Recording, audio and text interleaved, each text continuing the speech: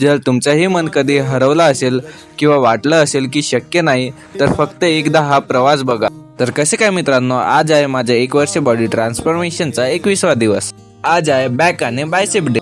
शक्यतो तुम्ही विचार करत असाल की आज अचानक मी मराठीत का बोलतो. तर खरं सांगायचं झालं, सुरुवातीपासूनच माझा प्लॅन होता की मी माझा प्रवास मराठीतच शेअर करेन.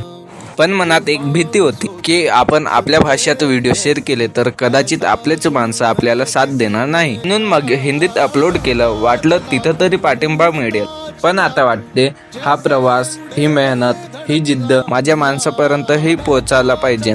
आज एकच विचार मनात आहे, आपली माणसं खरंच आपल्याला ओळखतील का? आपण मराठीत काहीतरी मोठं करू शकतो का? तर चला, हा माझा 1 वर्षाचा प्रवास आहे. घाम, अश्रू, त्याग आणि स्वप्नाचा.